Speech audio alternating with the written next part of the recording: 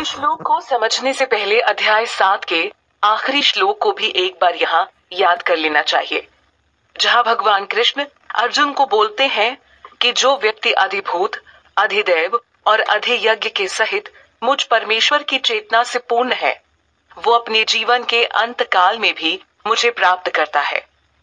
अब यहाँ अर्जुन भगवान कृष्ण से सवाल करते हैं कि हे पुरुषोत्तम, वह ब्रह्म क्या है, वो अध्यात्म क्या है तथा कर्म क्या है।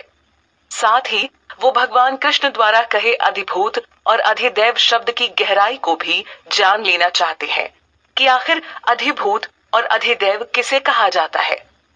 जब इन शब्दों को सुनकर स्वयं अर्जुन जैसे महान पुरुष ने ही सवाल कर लिया, तो कलयुग में एक आम व्यक्ति के बारे में कहा ही क्या जा सकता है, और क्या संभावना है कि आम व्यक्ति इन शब्दों की जड़ पकड़ सके।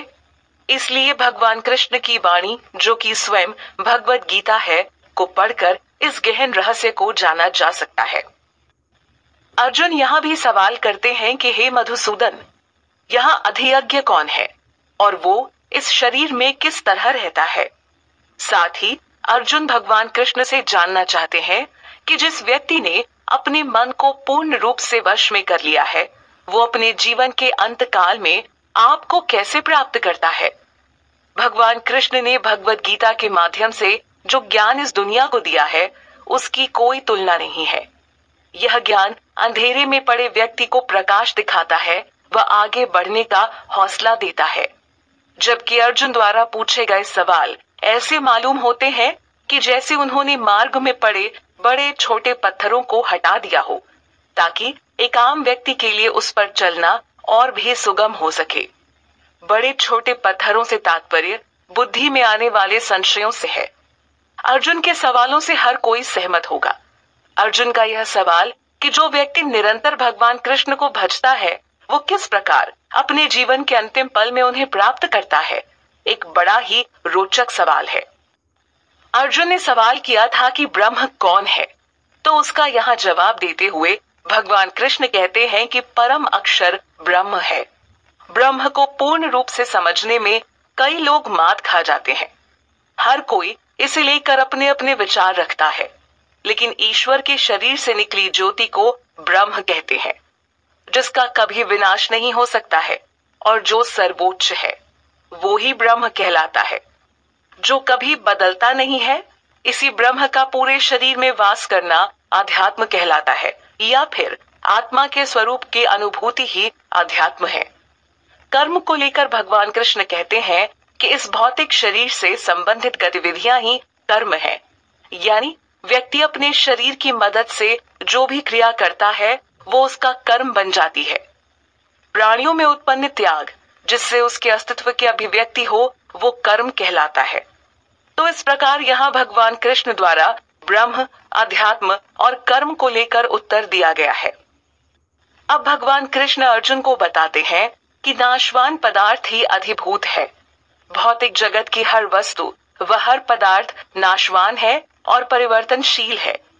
तो इस भौतिक जगत व इसके पदार्थों को अधिभूत की संज्ञा दी गई है, जबकि इसकी तुलना में भगवान का विराट रूप, जिसमें सूर्य, चंद्र जैसे समस्त देवता शामिल हैं, को अधिदैव कहा गया है।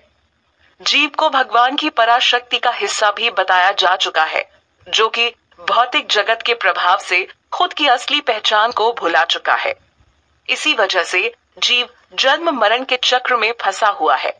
इसके बाद भगवान कृष्ण बताते हैं कि इस जीव के अंदर अंतर्यामी रूप से जो समाया हुआ है, वो मैं ही हूँ। यानी भगवान स्वयं को अधियज्ञ बता रहे हैं, जो परमात्मा रूप में हर जीव की आत्मा में वास करते हैं।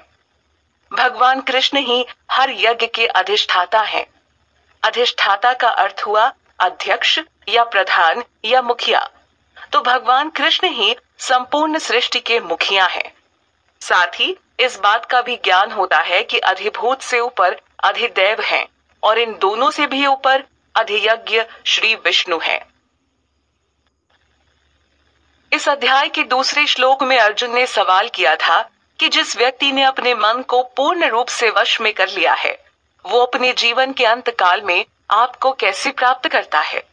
तो भगवान कृष्ण उसी सवाल के संदर्भ में यहाँ कहते हैं कि जो भी व्यक्ति मेरा स्मरण करते हुए अपने शरीर को त्यागता है वो निश्चित रूप से मुझे प्राप्त करता है। इसमें जरा भी संदेह नहीं है। भगवान कृष्ण बड़ी दृढ़ता से इस बात को कहते हैं कि अर्जुन, क्या हम में से किसी को भी इस बात पर कोई संदेह ना रह जाए। साथ ही भगवान कृष्ण की बात एक आम व्यक्ति को हौसला व हिम्मत देती है कि श्री कृष्ण के शरणागत होने पर किसी भी प्रकार का नुकसान नहीं है और नहीं हो सकता है।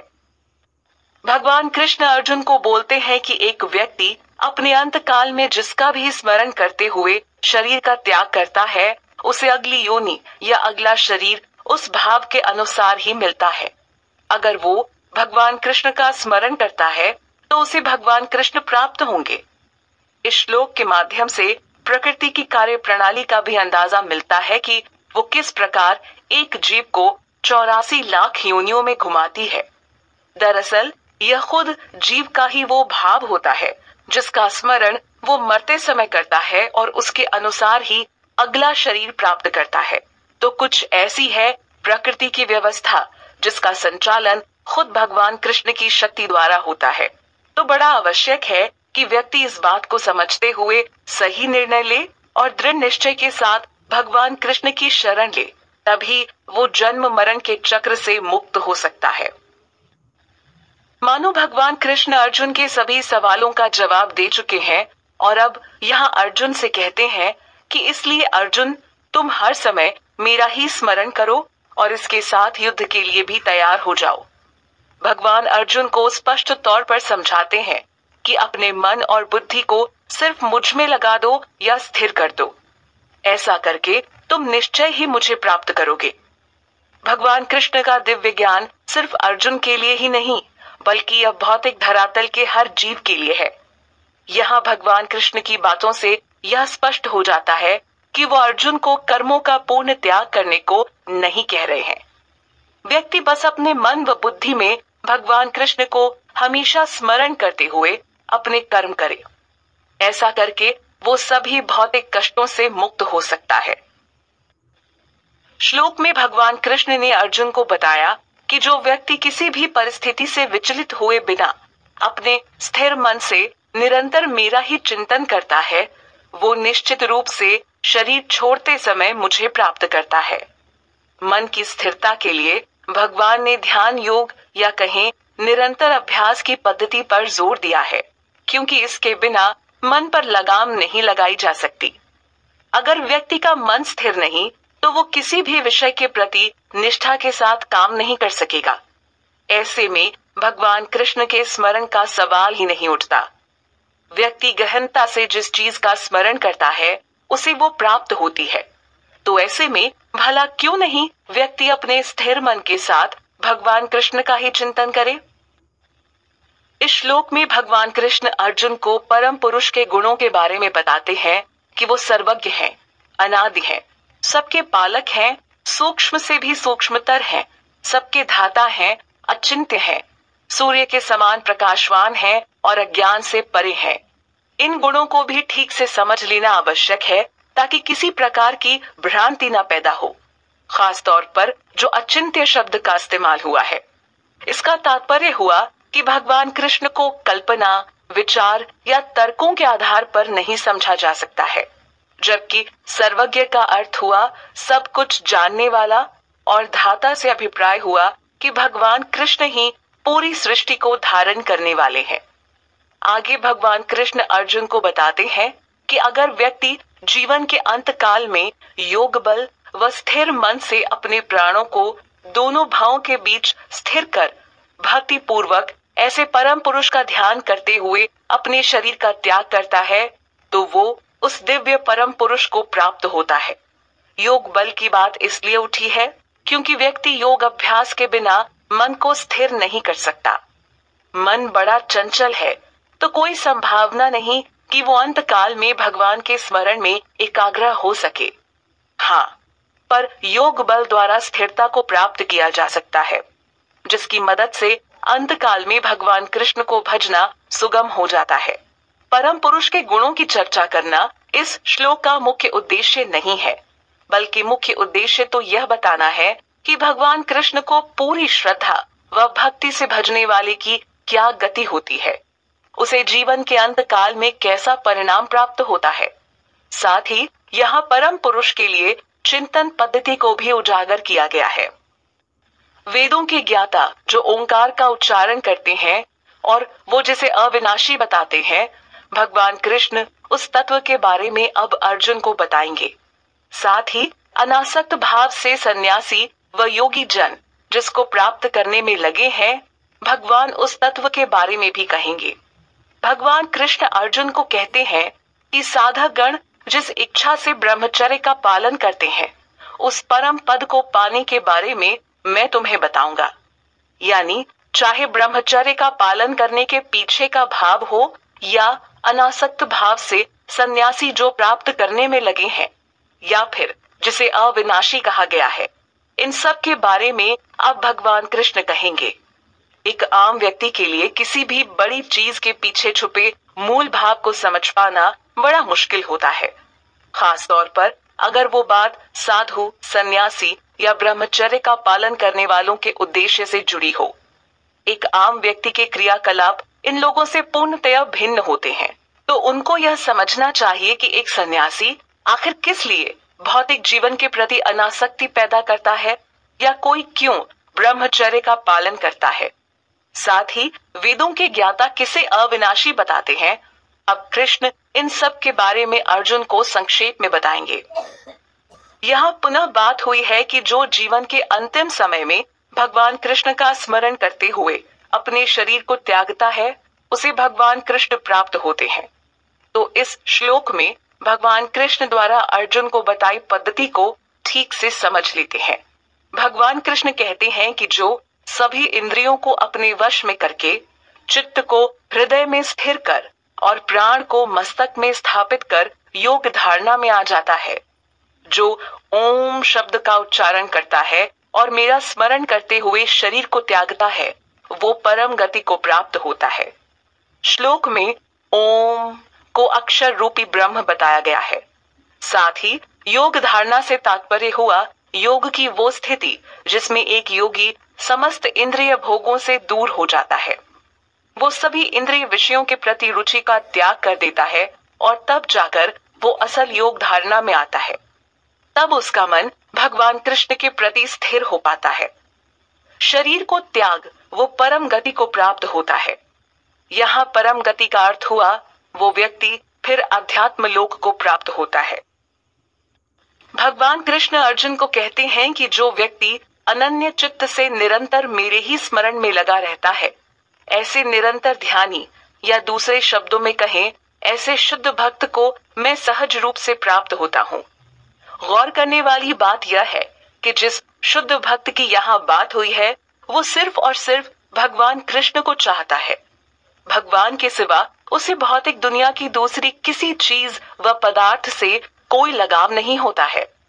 वो हमेशा अपने चित्त को श्री कृष्ण में लगाए रहता है। ऐसे शुद्ध भक्त को मोह व लोभ भी सिर्फ भगवान कृष्ण के प्रति ही होता है। भगवान कृष्ण के वचन अनुसार ऐसे भक्तों को वो सरलता से मिल जाते हैं। इस श्लोक में भगवान कृष्ण अर्जुन को बताते हैं कि जो भी महात्मा मुझे प्राप्त कर लेता है, फिर वो जन्म मरण के चक्र में नहीं फंसता। वो इस भौतिक जगत के दुख पूर्ण जीवन को प्राप्त नहीं होता। भगवान कृष्ण ने संसार को क्षण भंगुर यानी क्षणिक, अस्थिर व अस्थायी बताया है।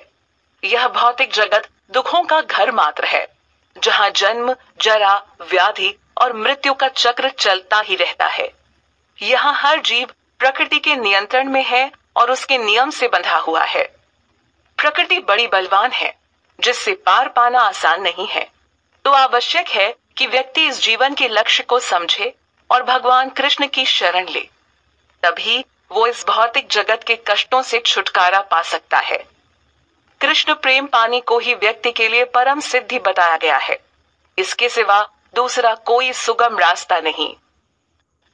भगवान कृष्ण द्वारा अर्जुन को दिए जा रहे ज्ञान से हमें यह भी पता चलता है कि सिर्फ धरती ही नहीं, बल्कि उच्च लोक माने जाने वाले ब्रह्मलोक में भी आवागमन का सिलसिला चलता है।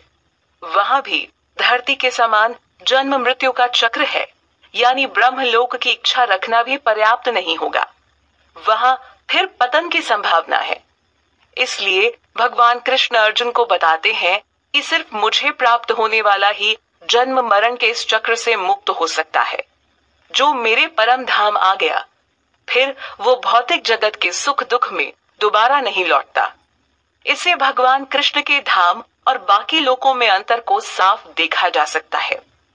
कोई भी कृष्ण लोक के धाम के बराबर या उससे उच्च नहीं है, तो व्यक्ति को सिर्फ भगवान कृष्ण की ही शरण लेनी चाहिए। पिछले श्लोक में भगवान कृष्ण ने ब्रह्मलोक और उससे जुड़ी बात की है और बताया है कि वहां भी जन्म मृत्यु का चक्र चलता है। अब यहाँ ब्रह्मा की बात करते हुए भगवान कृष्ण अर्जुन को बताते हैं कि जो योगी ब्रह्म के एक दिन और एक रात को जानता है या समझता है, ऐसा योगी ही काल को समझता है। ब्रह्मा के एक दिन को 1000 साल के बराबर बताया गया है और ठीक इसी प्रकार ब्रह्मा की एक रात भी होती है। यानी जब सतयुग, त्रेता युग, द्वापर और कलयुग का एक चक्र पूरा होता है, तब वो पूरा समय मिलाकर ब्रह्मा जी का एक दिन बनता है। इसे आप ऐसे भी समझ सकते हैं कि 4 युगों के एक चक्र को मिलाकर ब्रह्मा जी के 12 घंटे तैयार होते हैं। यानी गणना के अनुसार यह कोई 8 खरब 60 करोड़ वर्ष हुए। पृथ्वी और ब्रह्मलोक में समय का एक बहुत बड़ा अंतर है। एक योगी ही इस काल तत्व को समझता है। भगवान कृष्ण यहाँ बताते हैं कि जब ब्रह्मा जी का दिन आरंभ होता है, तो उसी के साथ सारे प्राणी अव्यक्त अव्यवस्था से प्रकट होते हैं, और जब ब्रह्मा जी की रात होती है, तो वो सारे प्राणी उसी अव्यक्त अवस्था में लौट जाते हैं या विलीन हो जाते हैं। अव्यक्त का अर्थ हुआ अदृश्य, जो दिखाई नहीं दे। यानी सभी जीव ब्रह्मा जी की रात व दिन के साथ प्रकट अप्रकट होते हैं। पिछले श्लोक की बात को यहाँ पुनः भगवान कृष्ण ने कहा है कि प्राणियों का समूह ब्रह्मा जी के दिन के साथ ही प्रकट हो जाता है और ब्रह्मा जी की रात आते ही अप्रकट हो जाता है। वैसे ब्रह्मा जी भी स्वयं भगवान कृष्ण के आदेशानुसार कार्य करते हैं। उनके जीवन मरण का भी चक्र भगवान द्वारा ही निर्धारित है। बस अंतर इतना है कि पृथ्वी लोक की बजाय उनके जीवन का काल चक्र बहुत लंबा है। अब यहाँ भगवान कृष्ण एक ऐसी प्रकृति के बारे में भी बताते हैं जो निरंतर चलती रहती है, जिसका कोई आरंभ नहीं और न ही कोई अंत है। यह प्रकृति ब्रह्मा जी के दिन व रात के साथ प्रकट अप्रकट नहीं होती।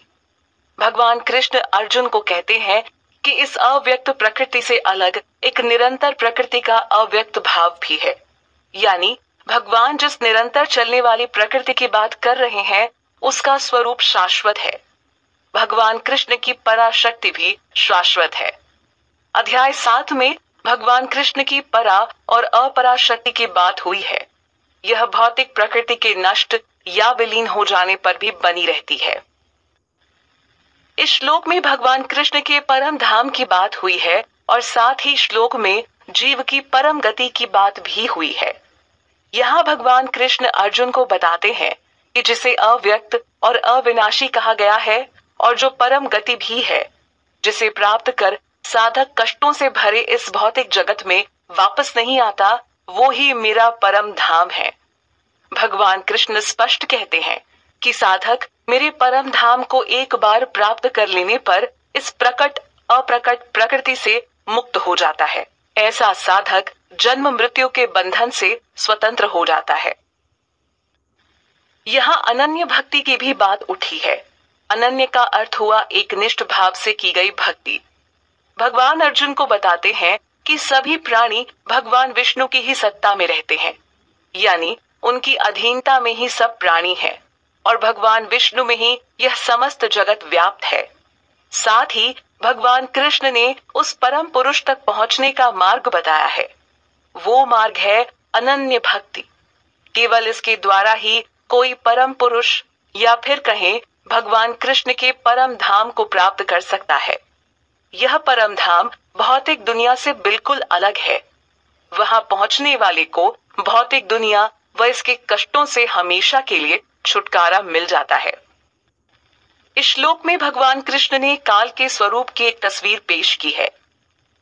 वो अर्जुन को बताते हैं कि एक ऐसा काल होता है जिसमें शरीर त्यागने के बाद योगी का पुनः जन्म नहीं होता है, जबकि एक ऐसा काल भी होता है जिसमें अगर योगी अपने शरीर को त्यागता है तो उसको फिर से इस धरा पर लौटना होता है।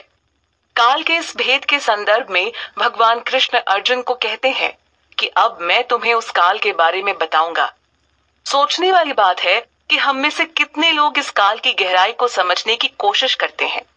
हम तो बस घड़ी में घूमती सुइयों के हिसाब से अपने दिन भर का काम जैसे तैसे निपटाते हैं, लेकिन एक पल भी कभी आराम से बैठकर सोचा है कि आखिर काल क्या है? नहीं ना। एक आम व्यक्ति को तो यह भी नहीं पता होगा कि मृत्यु के बाद धरती पर पुनः लौटने या फिर ना लौटने का काल से कोई संबंध भी है। शायद ही कोई शरीर त्यागने के समय की गहराई को जानता होगा, लेकिन अब कृष्ण अर्जुन को इसके बारे में आगे के श्लोक में बताएंगे। यहाँ सबसे पहले उस काल की बात हुई है जिसमें योगी जन जब अपना शरीर त्यागते हैं तो वो इस भौतिक धरा पर लौटकर कभी नहीं आते। भगवान कृष्ण इस काल का वर्णन करते हुए अर्जुन को बताते हैं कि अगर साधक के शरीर त्यागते समय अग्नि हो, प्रकाश हो, शुक्ल पक्ष हो और सूर्य उत्तरायण में हो तो वो ब्रह्म को प्राप्त होता है। ऐसे साधक ब्रह्म को जानने वाले होते हैं और ऐसे काल में शरीर को त्याग वो हमेशा के लिए जन्म मरण के चक्र से मुक्त हो जाते हैं। भगवान कृष्ण यहाँ बताते हैं कि और जो योगी धुएं, रात्रि, कृष्ण पक्ष के अंधेरे या सूर्य के दक्षिणायन होने पर शरीर को त्यागते हैं, ऐसे योगी चंद्रलोक को जाते हैं, लेकिन वहां से वो पुनः धरती पर लौट आते हैं, यानी चंद्रलोक से उन्हें फिर इस संसार में आना होता है। तो इस तरह पिछले श्लोक और इस श्लोक से हम अंधेरे और उजाले के अलावा अन्य कुछ परिस्थितियों में शरीर त्यागने के बाद एक योगी की होने वाली गति के बारे में पता चलता है। साथ ही यह बात भी समझ आती है कि चंद्रलोक चाहे जितना उच्च लोक हो, लेकिन वहां समय पूरा होने के बाद योगी जनों को धरती पर लौटना पड़ता है। यही कारण है कि मनुष्य के लिए भगवान विष्णु के परम धाम को ही उसकी असली परम गति बताया गया है। शुक्ल पक्ष और कृष्ण पक्ष के बारे में हम सब ने ही सुना होगा, लेकिन यह बात हर कोई नहीं जानता होगा कि यही दो मार्ग इस जगत से जाने के मार्ग भी हैं। शुक्ल पक्ष यानी प्रकाश में जाने वाले मनुष्यों को वापस नहीं आना पड़ता है, जबकि कृष्ण पक्ष यानी अंधेरे में जाने वाले मनुष्यों को वापस इस धरा पर लौटना पड़ता है। उसे पुनः जन्म मरण की प्रक्रिया का हिस्सा बनना पड़ता है, जो कि जीव के लिए एक बंधन है और कष्टकारी स्थिति भी। व्यक्ति भगवान कृष्ण की शरण लेकर इसके फेर से बाहर निकल सकता है और परम गति को प्राप्त कर इससे हमेशा हमेशा के लिए मुक्त हो सकता है। अब इस श्लोक में भगवान अर्जुन को कहते हैं कि इन दोनों मार्ग को जानने वाला योगी कभी मोहित नहीं होता है, इसलिए तुम सब काल में यानी सदैव ऐसे योग से युक्त रहो। युक्त का अर्थ हुआ कि जुड़े रहना। भगवान अर्जुन को योग से जुड़े रहने को कहते हैं। चाहे काल कैसा भी हो, उसे इन मार्गों के बारे में जानकर विचलित नहीं होना चाहिए, बल्कि निरंतर प्रयास करते हुए कृष्ण प्रेम पाने के कार्य में रत होना चाहिए। मात्र यही भाव जीव को स्थिर बना सकता है और उसे परम सिद्धि की ओर जाने को प्रेरित कर सकता है। भगवान कृष्ण अर्जुन को यहाँ एक बड़ी बात बता रहे हैं कि जिस योगी ने इन दोनों मार्गों के रहस्य को जान लिया, वो वेद अध्ययन, यज्ञ, तप और दान से मिलने वाले पुण्य फलों से भी परे पहुंच जाता है और सनातन परम धर्म को प्राप्त करता है। भगवान कृष्ण के परम तत्व को समझ चुका व्यक्ति ऐसे पुण्य फलों से भी आगे निकल जाता है। वेद अध्ययन, यज्ञ, तप और दान भी जीव को भगवान कृष्ण के परम धाम तक पहुंचाने का एक जरिया है, लेकिन मात्र भगवान कृष्ण की शरण लेने से व्यक्ति को यह सब विधान करने की आवश्यकता नहीं रह जाती है और भगवान कृष्ण की कृपा से व्यक्ति को इन पुण्य कर्मों के बराबर का पुण्य भी मिल जाता है। इसका तात्पर्य यह हुआ कि भगवान कृष्ण की शरण में गए जीव का कोई नुकसान नहीं होता, और वो अंत में परम गति को प्राप्त होता है। इस श्लोक के साथ ही श्रीमद् भगवद गीता का 8वां अध्याय अक्षर ब्रह्म योग संपन्न हुआ। इस अध्याय में भगवान कृष्ण ने अर्जुन को अधिभूत, अधिदैव और अधियज्ञ के अलावा ब्रह्म कौन है का जवाब दिया। अध्याय में परम पुरुष के गुणों के बारे में भी चर्चा हुई है। साथ ही भगवान ने काल के स्वरूप को भी समझाया है।